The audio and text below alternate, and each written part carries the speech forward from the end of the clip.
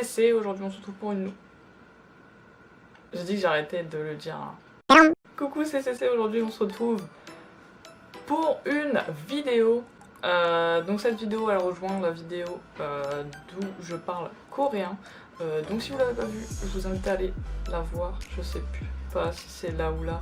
Cliquez sur le petit i, allez voir cette vidéo avant de venir sur celle-là, puisque je vous explique un peu comment j'en suis arrivée là. Avant de commencer la vidéo, je vous invite à vous abonner à ma chaîne, puisque j'ai vu... Alors je vais faire comme Amixem, mais bon, en même temps, this is true, like, regardez ici. Alors vous voyez le pourcentage de non-abonnés qui regardent mes vidéos. Regardez mes vidéos en vous abonnant, enfin je sais pas, abonnez-vous. Eh, c'est gratuit, c'est easy, regardez. Ouh. Et en plus, ça me fait extrêmement plaisir, donc bon. Donc c'est parti pour la vidéo d'aujourd'hui.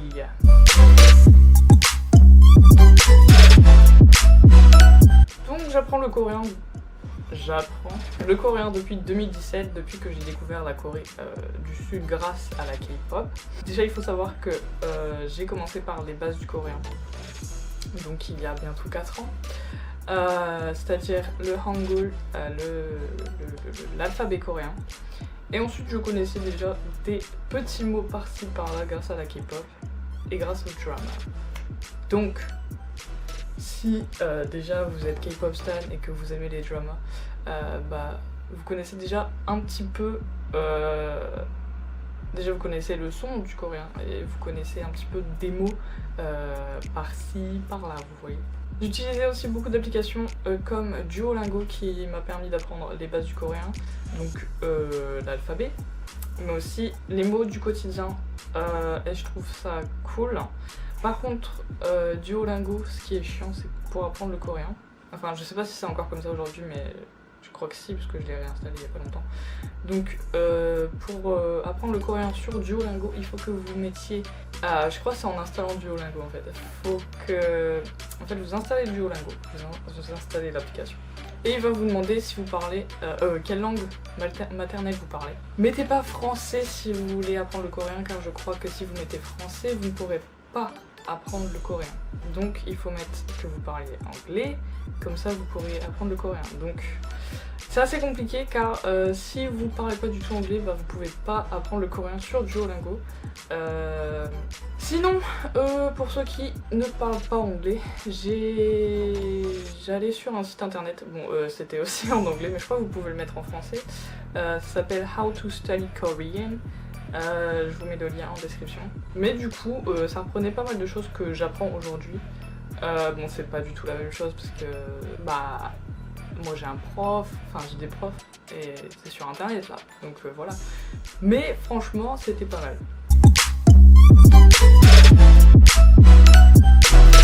Donc, je suis en première année de diplôme universitaire de coréen à l'université Bordeaux-Montaigne.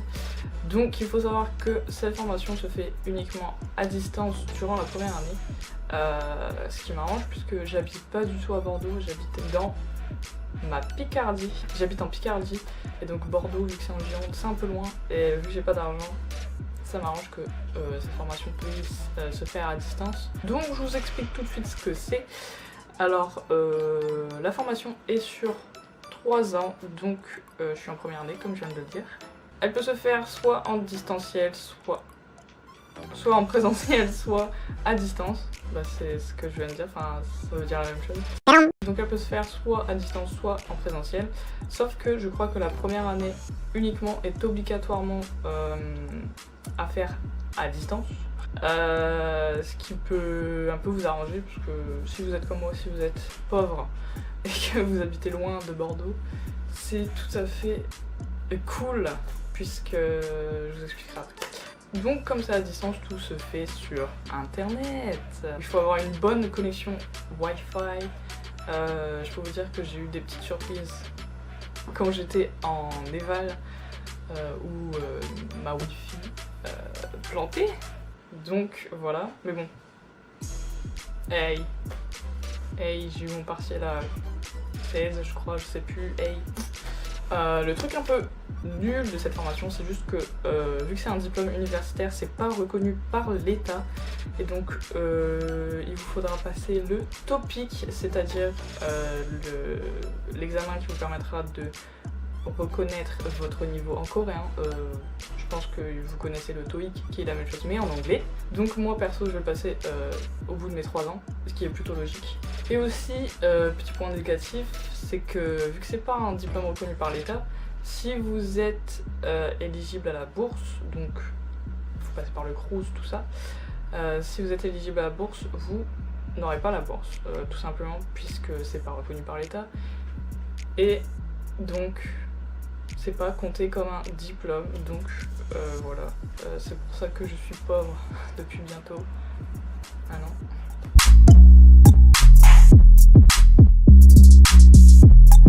Alors pour les cours, il y a 2 matières principales, donc la langue coréenne et la civilisation coréenne.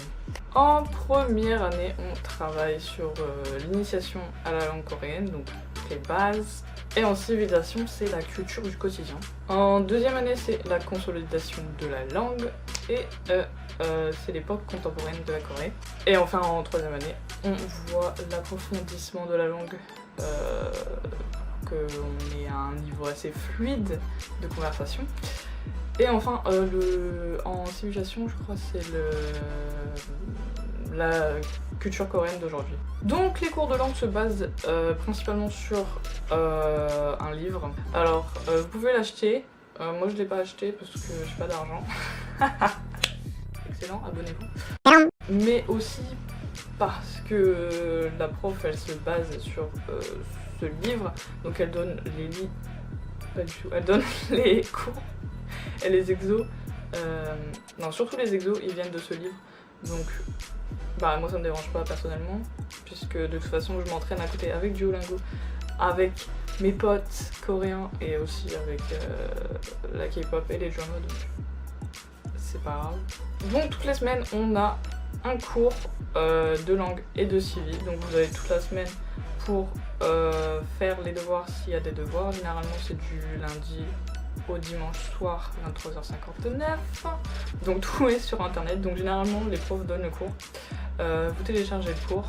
Moi ce que je fais c'est que je note tous mes cours de langue dans un cahier, et mes cours de civi je les mets tous, je les imprime et je les mets tous dans un classeur et je fais des fiches de révision pour voilà pour réviser. Mais je trouve que ce que je fais c'est beaucoup plus simple que de juste télécharger les cours et de faire les exos. Parce que quand vous écrivez, enfin moi pour mon cerveau, quand j'écris je retiens plus facilement que quand je lis. Donc voilà. Mais je suis aussi très visuelle. Ouais je sais pas en fait. Hein. Par rapport au cours de civi, il se base surtout sur la vie, la culture et l'histoire de la Corée tout simplement. Pour les devoirs, alors il y a certains devoirs qui sont comme les exos de langue par exemple. Elle va donner des exos qui sont compris dans la leçon, donc vous avez juste à les imprimer ou alors à les recopier et à recopier l'énoncé et à faire les exos, donc c'est ce que je fais. Voilà. Et sinon il y a aussi des exos et des mini-contrôles, et les partiels sont sur internet. Donc comment ça se passe tout simplement, et ben vous avez comme les cours, j'ai dit, mais en gros vous avez toute la semaine, donc du lundi au dimanche 23h59 pour faire l'interro, l'exo ou le partiel. Il faut savoir que pour les exos il n'y a pas de... Enfin jusqu'ici j'ai pas eu d'exo avec un temps limité, mais pour les contrôles et les partiels il y a un temps limité à chaque fois. Le dernier partiel que j'ai fait c'était la semaine dernière, et j'avais 1 heure pour 40 questions pour la langue écrite. Et ouais, je crois que c'est à peu près ça. Et ensuite, ouais, le temps il change à chaque fois, mais en gros vous avez un temps limité à chaque fois pour faire les exos, les devoirs et les partiels. Donc c'est pour ça que j'ai dit ayez une bonne connexion internet. Donc comme j'ai dit tout à l'heure, à la fin des 3 années, vous aurez normalement un niveau B1, donc ce qui est le niveau intermédiaire 1. J'essaye d'avoir un petit peu plus, enfin c'est le topic qui me dira, donc rendez-vous dans 2 ans maintenant, où je vous dirai comment ça se passe le topic. J'ai déjà une idée de vidéo pour dans 2 ans quoi, truc de dingue.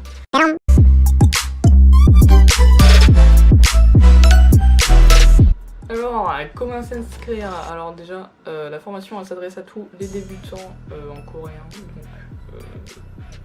j'ai dit que j'avais appris les bases du coréen et l'alphabet, mais vous n'êtes pas obligé hein, parce qu'on revoit tout en début d'année.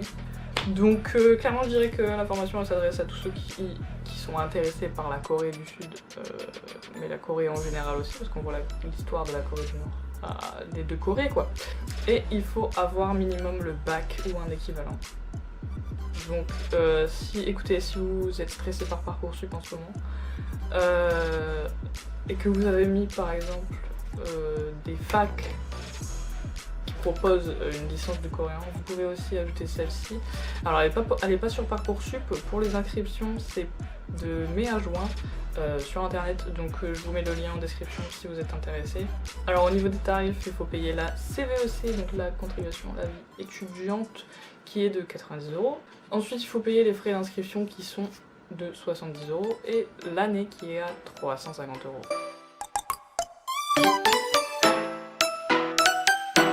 Alors mes chers amis, j'ai choisi cette formation tout simplement parce que déjà j'avais postulé sur Parcoursup dans les facs de langue à Paris, donc à Diderot et je sais plus l'autre. Mais en gros, j'avais pas assez d'argent pour aller sur Paris pour y vivre, donc déjà c'était un petit peu mort, mais je me suis dit why not, peut-être Dieu il va me donner l'argent comme ça.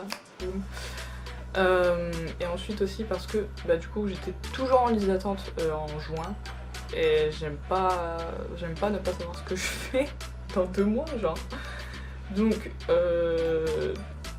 ma soeur m'en a parlé de cette formation, donc j'ai été voir.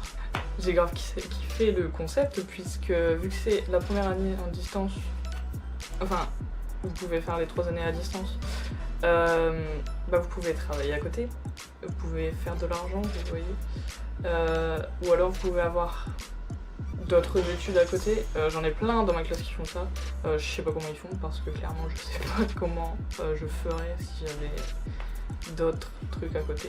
Bon, je sais que je cherche un travail puisque j'ai pas d'argent and I need fucking money, mais bon avec le Covid on est là. Je fais une parenthèse, je vous mets le lien de ma boutique Etsy en description aussi. Je fais des tableaux K-pop. Je vais vous montrer des exemples. I'm coming back. Je fais ça, vous irez voir sur ma boutique Etsy, mais il y a beaucoup de choix de groupes et je fais tous les membres que vous voulez. Voilà, je ferme la parenthèse. Donc c'est principalement pour ça que j'ai choisi cette formation, puisque... Et aussi vous pouvez aménager votre emploi du temps comme vous voulez.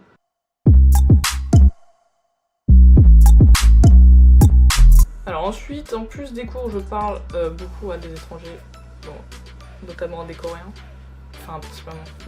Je veux dire, vu que là c'est notamment des Coréens.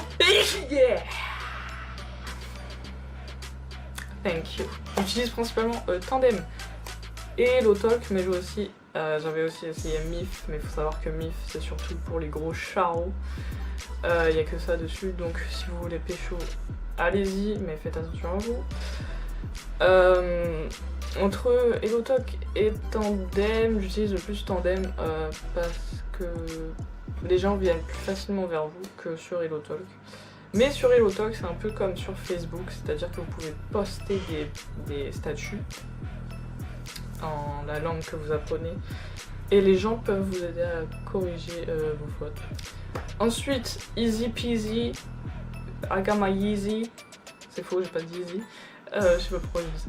Ensuite, en parlant d'autres applications, j'utilise Duolingo, Je crois que j'ai téléchargé d'autres applications, mais j'utilise que Duolingo maintenant parce que j'ai mes cours et ça me suffit. Franchement, c'est tout simple. Plus vous allez écouter la langue, plus ma bouche elle veut pas. Plus vous allez écouter la langue, plus votre oreille va se former à la langue, donc ça sera de plus en plus facile de reconnaître les sons, les syllabes, tout ça. Donc voilà, écoutez, j'ai fait ça pour l'anglais depuis toute petite, je parle anglais et pour ceux qui sont là depuis le début, vous avez pu voir que j'ai fait des vidéos en anglais. Age 24. En vrai c'est comme toutes les langues quand vous voulez apprendre une nouvelle langue. Je dis pas qu'il suffit d'écouter la langue pour devenir bilingue. Il faut écouter, il faut practice, il faut la parler la langue, il faut vraiment s'y mettre en fait. Apprendre une langue c'est pas si compliqué que ça, il suffit d'avoir la volonté de le faire. Et je dis pas que plus on est vieux plus c'est difficile d'apprendre, mais je le dis quand même. Donc c'est pour ça, écoutez, si vous avez des gosses, faites-les apprendre l'anglais et l'espagnol au moins. Et vos langues d'origine par exemple, c'est toujours sympa d'avoir plusieurs langues à parler. Voilà, j'espère avoir répondu à vos questions si vous en avez, parce que clairement c'est moi, j'ai posé les questions là. Je me suis dit ouais, imagine t'es quelqu'un qui veut, tu vois. Donc voilà, j'espère que j'ai répondu à toutes vos questions. Sinon je vous mets un site en description qui m'a permis de faire mon choix final sur ma formation. Bon, les informations datent de 2019, mais il n'y a pas beaucoup de choses qui ont changé. Abonnez-vous si vous êtes intéressé par la culture coréenne, la K-pop, la culture fashion. Le fashion coréen, comment on dit? Les vêtements coréens? La K-beauty, K-fashion. Je parle un peu de tout sur ma chaîne, donc n'hésitez pas à vous abonner, vraiment, ça me fait vraiment plaisir. Aidez-moi à avoir les 500 abonnés au moins avant la fin d'année, s'il vous plaît. On se retrouve dans une prochaine vidéo, j'espère que celle-ci vous a plu. N'hésitez pas à mettre un j'aime et à vous abonner encore une fois. Oubliez pas ça, hein. I fucking see you. Donc voilà, à bientôt. Peace out, out, out. I'm out. Wait a minute, I'm out.